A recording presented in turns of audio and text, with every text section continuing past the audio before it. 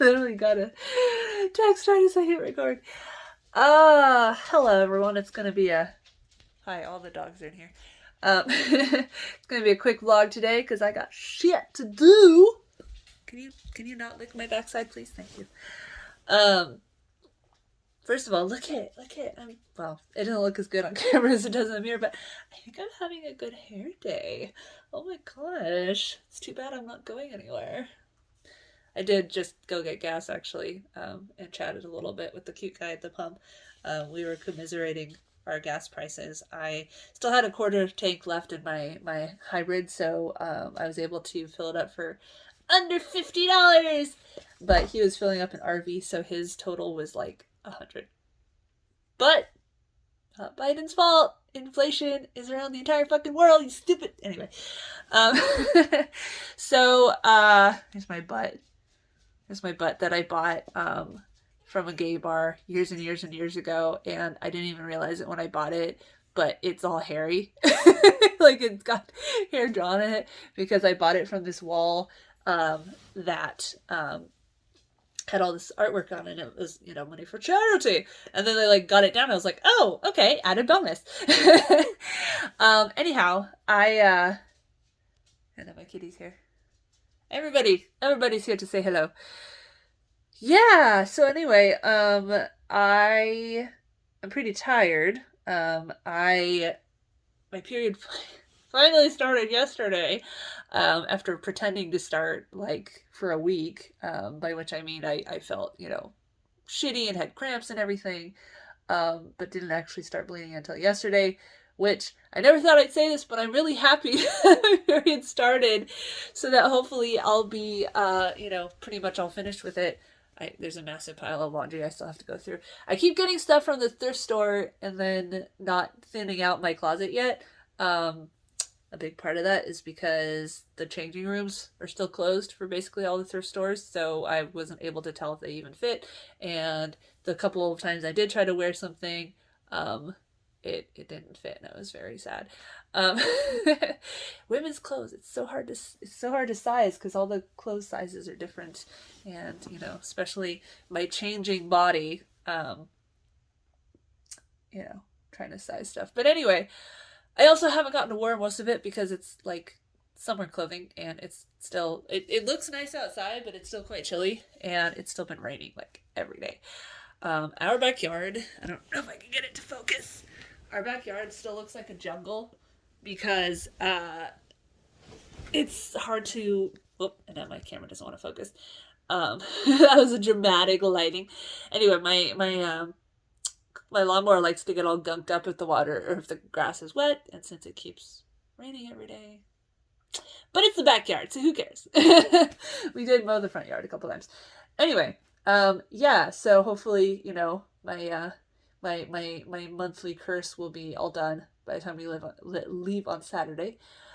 I spent like 4 hours yesterday in Excel, making various charts, writing down every detail about our train tickets, about the loading times and the baggage requirements and the confirmation numbers and the addresses and the airline tickets and the Airbnb, and just like writing down everything I could possibly need and then formatting it so that I can print it out on the minimal amount of paperwork without the font being so tiny we can't read it. And I was enjoying it. I was feeling anxious because so many things, like, this trip has been canceled 2 times in a row. This is the third attempt. And there's still so much. Like, we could get sick before or during. We could, they might not have enough airline pilots for the flight home, or just, the convention could get canceled at the last minute, although I don't think they would cancel it, a week and a half away, but who knows. So I'm just trying to stay, on my feet as always, and prepare for it to get canceled. Last night I had a nightmare that Matthew, just didn't feel good today, and so he took the day off work and then was like, oh, I took a day extra off, now I can't go on the trip. So I woke up freaking out. I was like, oh, it's a dream. Anyway, yeah, kind of reminded me, last night.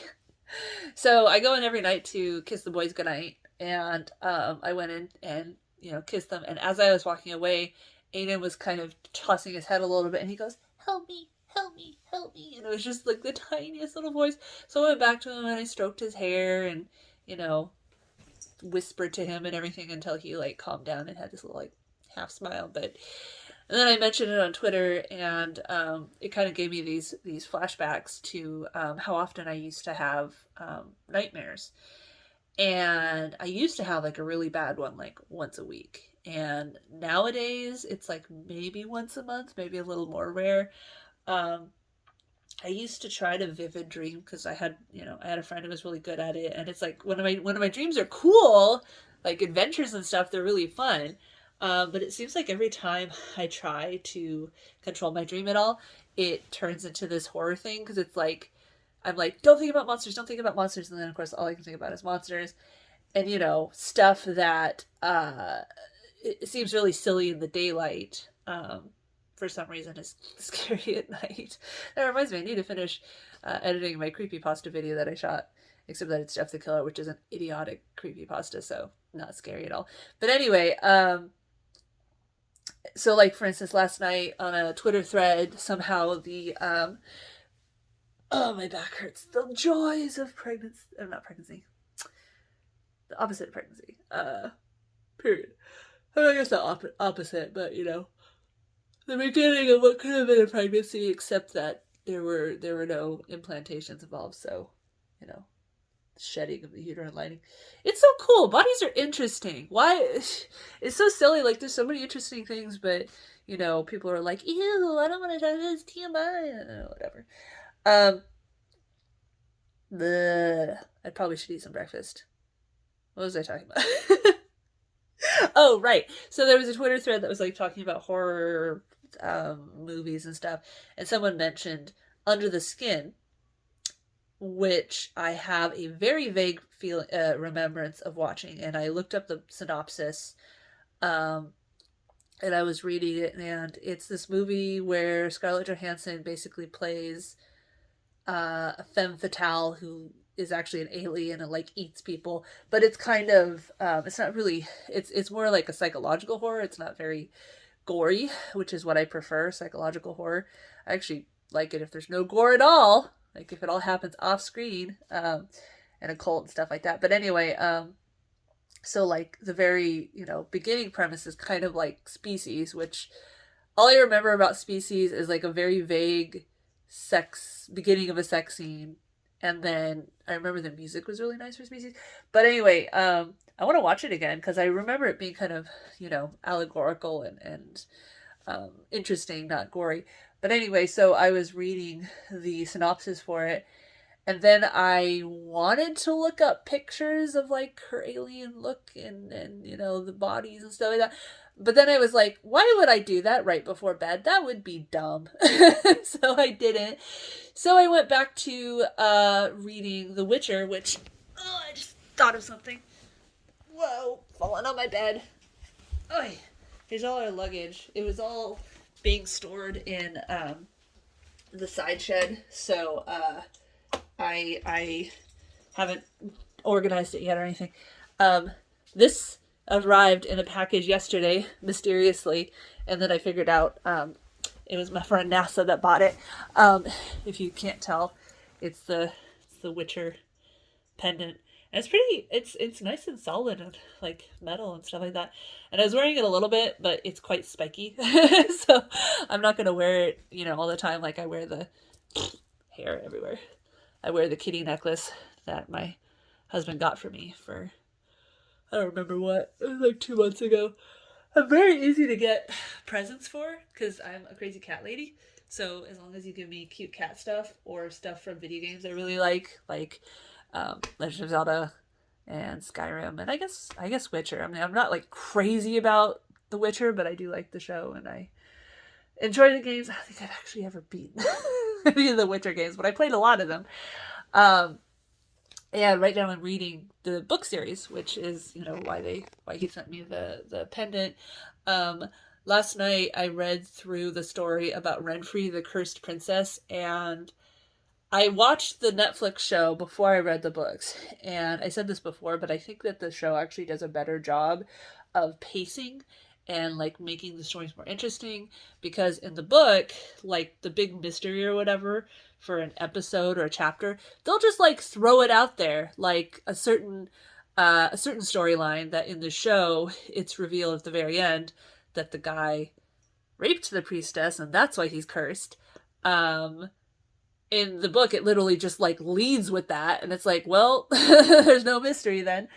And so last night I got to the Renfrey storyline, and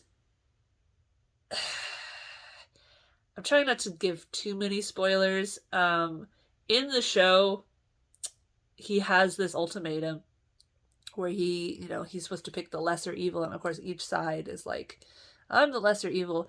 And I still feel like they didn't really explain why he does what he does. In the book they add a little bit more context, but one thing about the book story that irritated me is she's basically exactly like Snow White, like except instead of dwarves it's gnomes, but like it's just like every detail, like the poison apple and stuff like that, plus rape, which is hinted at in some of the other tellings of Snow White.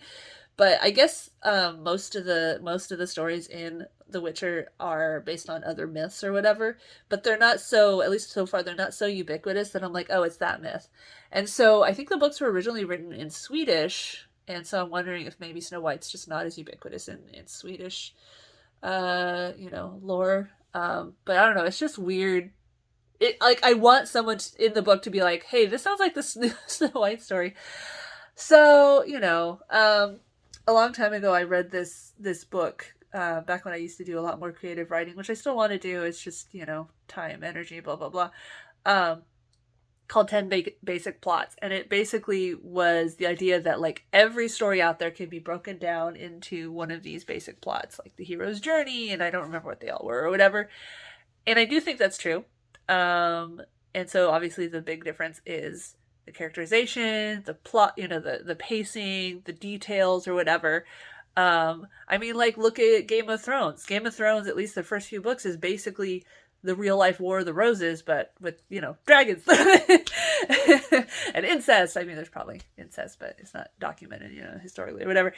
And I don't know, I think it's kind of interesting because, even in Clan of the Cavebear days, I'm sure there was a lot of the same drama that we have nowadays. Humans don't change. Our, cultural mores might change, but, petty drama or whatever has existed throughout human history. And I'm sure, there's some element of it, like among chimps and stuff too. Like, you picked her lice before you picked mine. I can't believe you do that to me. I don't know. All right. Anyway, there was a comment on Instagram that I was going to talk about where, it was a post, it was a feminist post talking about, nudity and sex are not a reflection of self-worth, blah, blah, blah. And it was making me think of all the comments I've gotten over my long career, whatever you want to call it, of being a topless equality activist, and like how many random people, especially from certain countries, who leave comments like, I should be ashamed, I must have no self-worth, blah, blah, blah. And like, it amuses me because it's like, okay, you're the one who's saying that my sense of worth should be based on like being hot, but not addressing being, conventionally attractive or like whatever. And not that I'm saying I am, but that is how that kind of thinking, very present in American culture, but in other cultures as well. This assumption that like, well, we the men are the arbiters of whether you the woman should have any self-worth or not, and we the men think that you should be hot but modest, and the fact that you're not modest means that you have no worth. I don't know, it just amuses me. It just amuses me. Anyway, but I kind of lost that thread. I am buzzing with energy. I still have a lot of stuff I need to do, like sort my laundry. I ran out of energy yesterday after doing the Excel sheets and everything, and like making phone calls, qualifying, not qualifying, but making sure that I have the correct understanding and everything of all this stuff. I was really tired. Okay. Ugh. So I'm gonna. Oh, my nose is stuffed. I'm gonna go. I'm gonna go finish. Check in some things. And then I'll probably get started packing. I'm gonna try to limit myself to one big suitcase and one small suitcase. Just for the trip back. Um, I am hoping that people don't give us a bunch of presents at the boys' birthday party down there. I'm gonna tell people like, "Hey, remember we got to fly back, so gift cards are great." Or just you don't need to get a present. Just say happy birthday or whatever. Matthew brought home a unicorn cake from the grocery store yesterday for Aiden's birthday. It was all dyed like purple and pink and stuff. It was very sugary though, but okay. I want to play Satisfactory, but I can't. I must work. I must get things done. Okay. All right. Let's go get some stuff done. Let's go get some stuff done and go on our journey. You got gooky eyes. She always has gooky eyes. I don't know. I've given her medicine and it never seems to go away. But anyway. All right. Okay. Bye.